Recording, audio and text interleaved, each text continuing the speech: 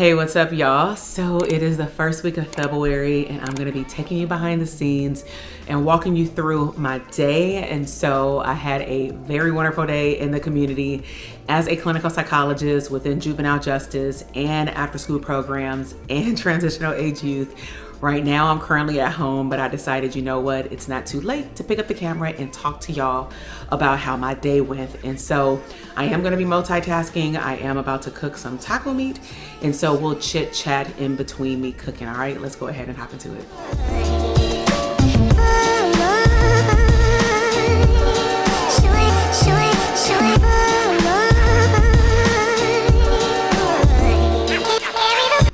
So now that we got some meat going on over on the stove, let me give y'all a rundown of a busy day. And so this is a day that I created. It is a very long day. It is not ideal, but I am in a season where I'm really trying to get my feet rooted in terms of what I like doing again, in terms of providing mental health services in the community. So I've been working with a nonprofit. Some of y'all may know this already, but I've been collaborating with a nonprofit for the last 12 plus years. I met them when I was working in the juvenile justice facilities. I like to keep relationships with people, also known as relationship capital. And every time they would have like an awards ceremony or something in the community, I would participate as much as I could. And so a couple of years ago, they asked me to come in and do trauma-informed care. Before that, it was like hit or miss with different activities in the community. But pretty much I've been doing trauma-informed care, and then that evolved into other types of workshops like anger management, healthy relationships, effective communication, emotional regulation, how to navigate the mental health system, like all the things based on what either the staff needed and or what the clients needed. And so recently I was invited to participate in an opportunity that would allow me to actually go back into the juvenile justice facilities. And I loved working in the jails, but I always said I would go back on my own terms. And so the breakdown of my day and I'm gonna break down actually February just to like show y'all what my schedule is like. Actually, let me grab my phone because I'm gonna break down my schedule. All right, so one of the things that I told my team, my admin, because she's over pretty much my schedule and making sure that everything is scheduled the way that I would like it to look, is I told her, because I'm already 40 miles away each way with no traffic, driving to the South Central area from where I live at, I want to make sure that I can get the best out of my travel time as much as possible. So for example, on a day where I'm going to the nonprofit, if there's a day that I can also go to the jail, because we have contracts with different jails or agreements with different facilities, that would be ideal. They also have a variety of different programs, this nonprofit, where they work in high schools, after school. They work with transitional age youth. They have an agreement with, right now, 3 different juvenile justice facilities.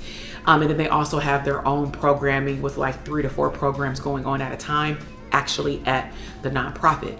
Now, it doesn't mean that I'm going to be going down there every single day of the month. So because this is a new month, my schedule today was as follows. I left my house around 8 o'clock.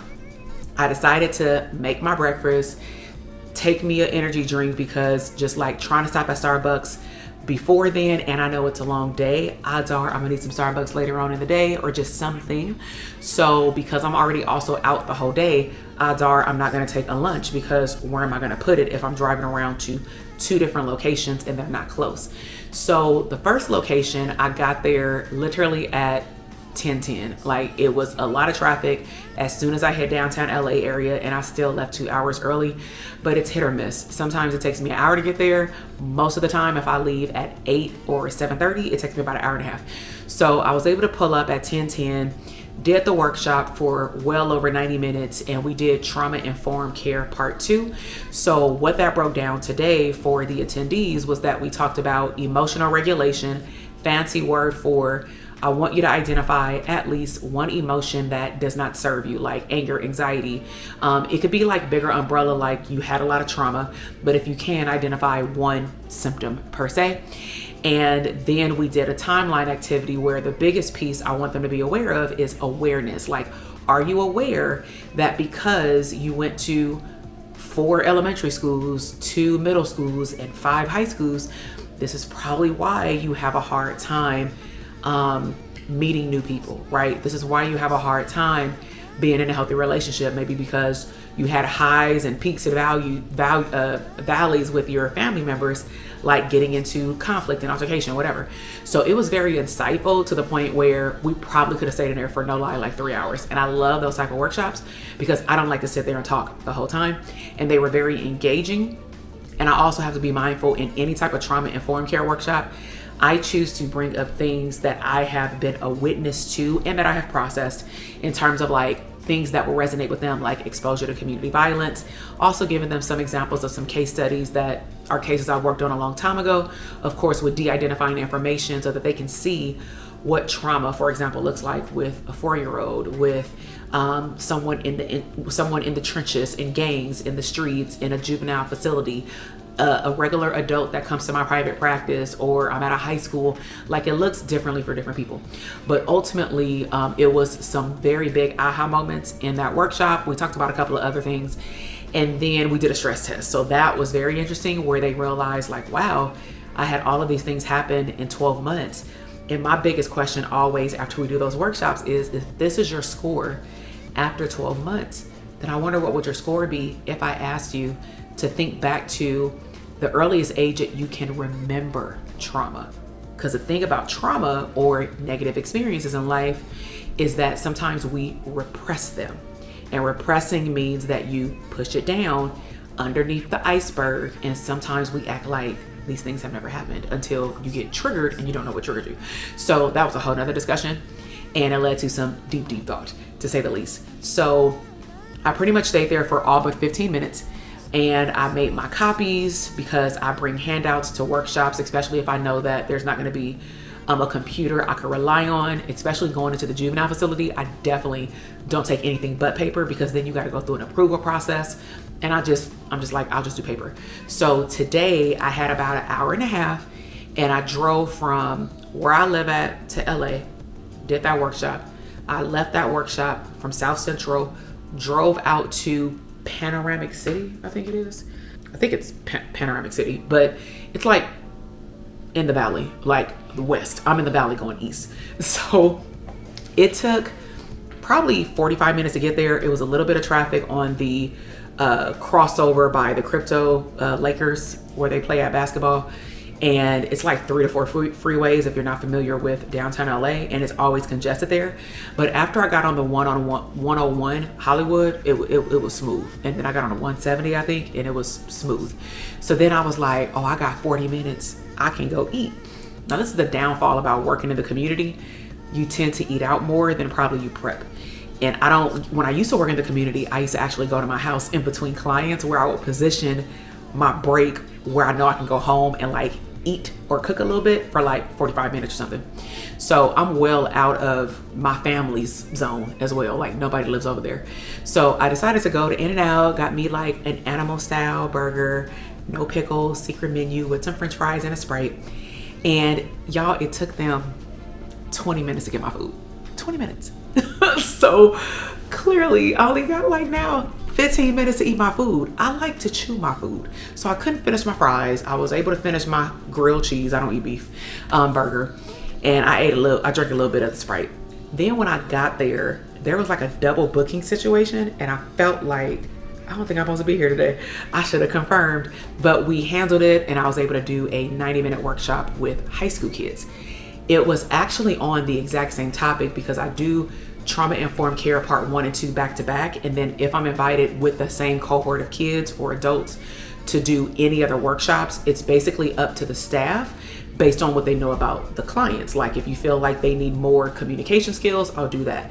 If they feel like they need more relationship and motivation, goal setting, I'll do that. But it really depends on even the clients. I don't like to say clients, but the community members will tell me like, oh man, that'd be dope if you can do that next time. And sometimes as they speak up, I'll realize like, okay, like with the high school kids, when I go back, I'm definitely doing goal setting.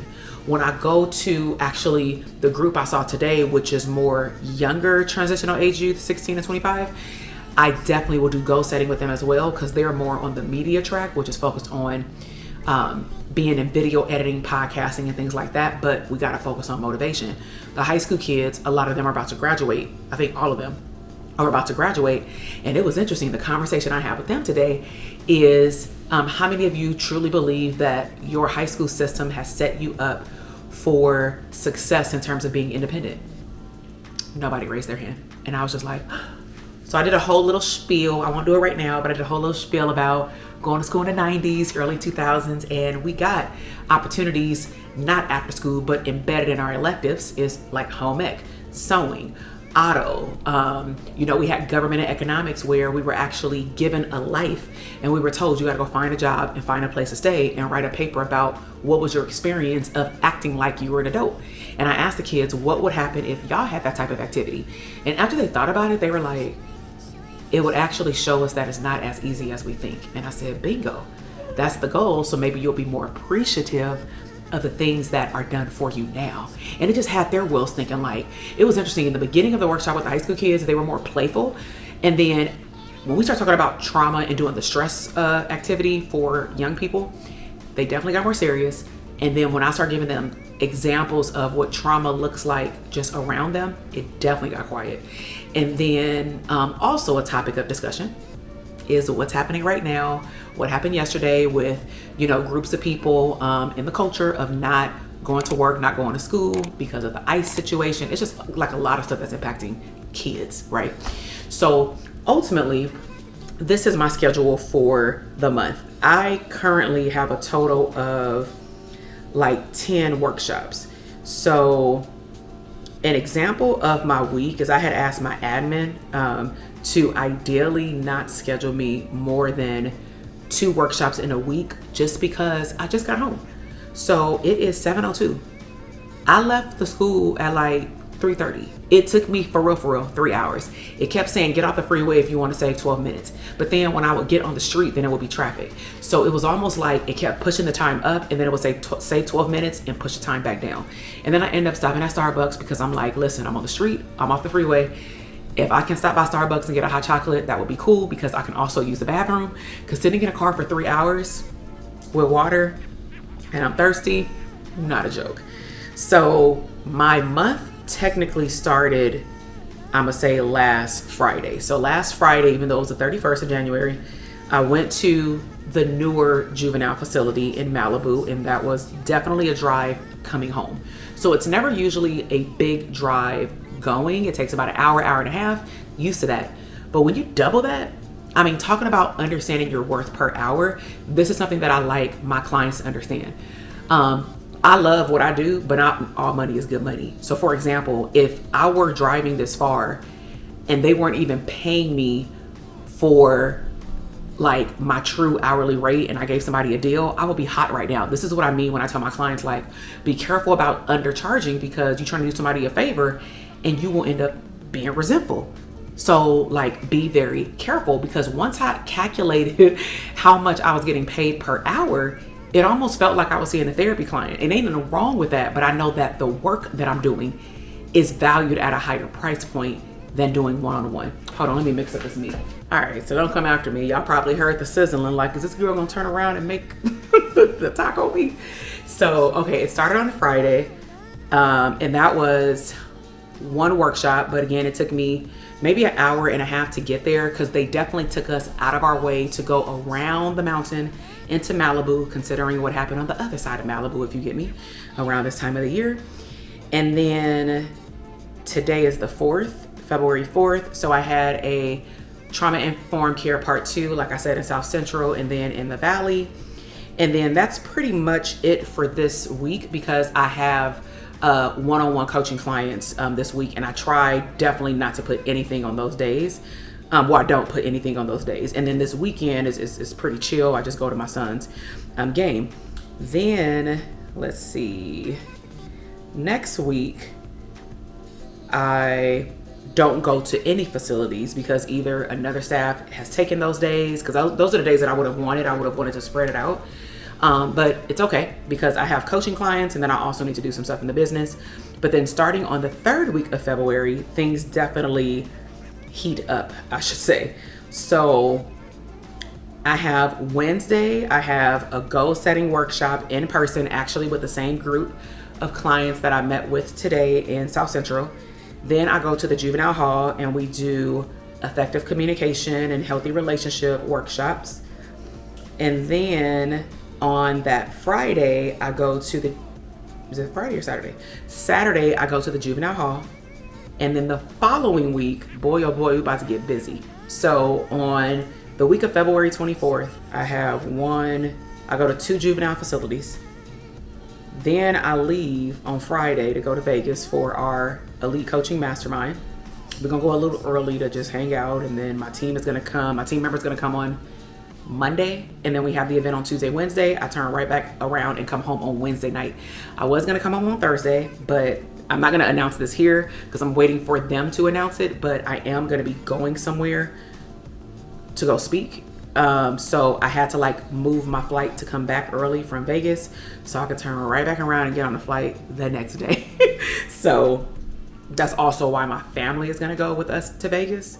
Cause my husband was gonna stay home with my son cause he's out of school. But then I was just like, a week and a half together is like too long for me. Like, you know, granted mommy need her time, but if I'm already be gone for like 3 days, you know what I'm saying? Well, after my event and really during my event, like I'm working, like bring my son. And so they're gonna come out there with me for a couple of days.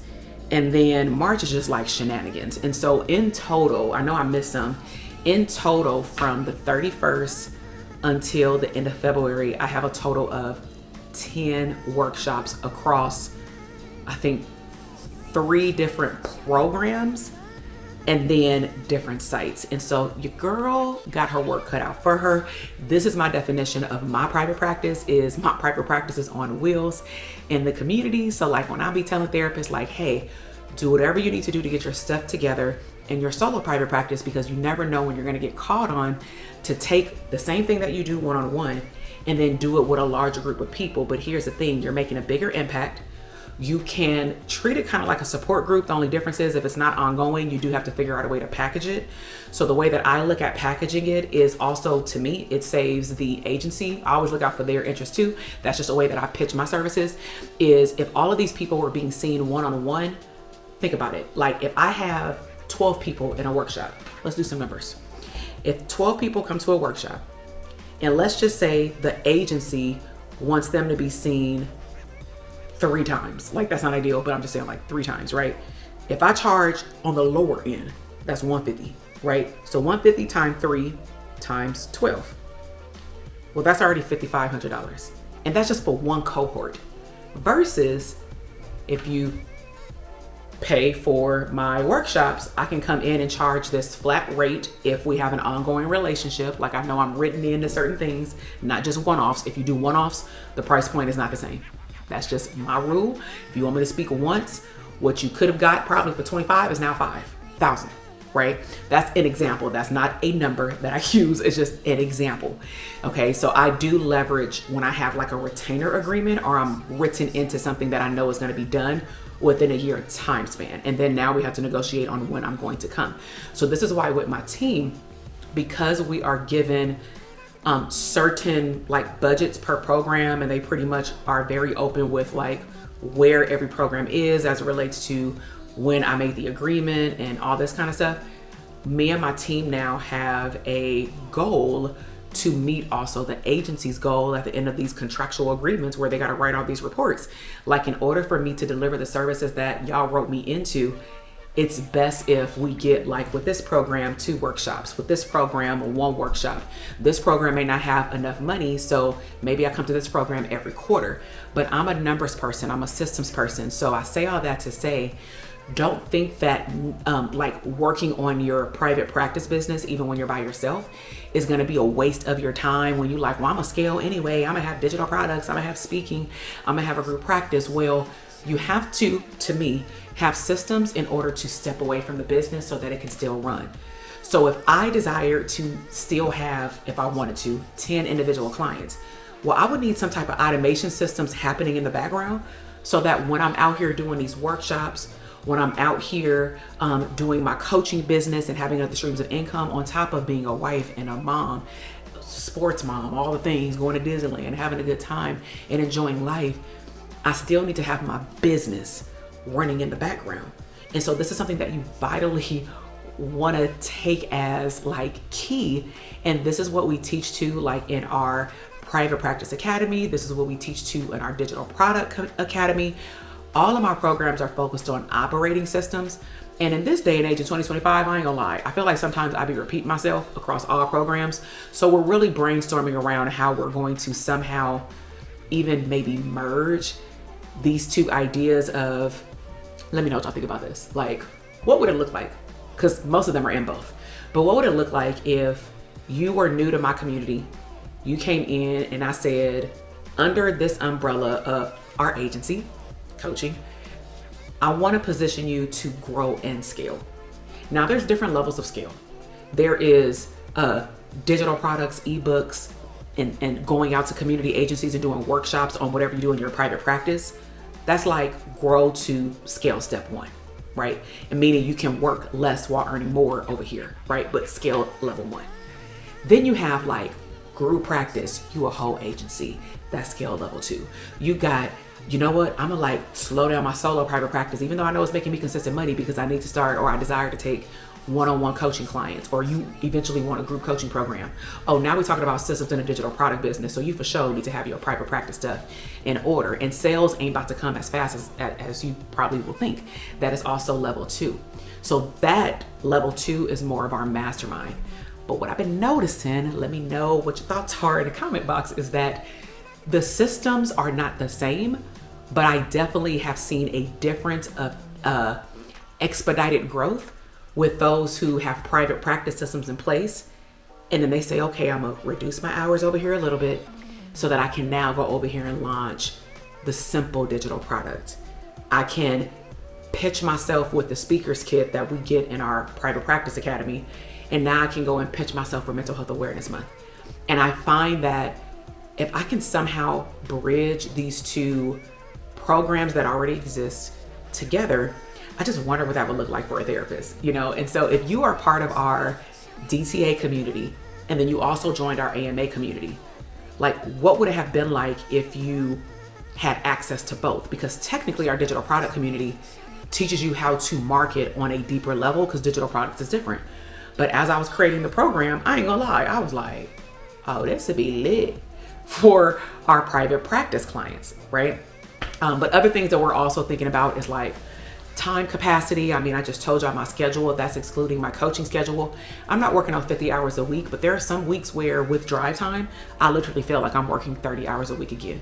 But that's okay because I know that with what I'm doing right now, it is gonna be worth it at the end.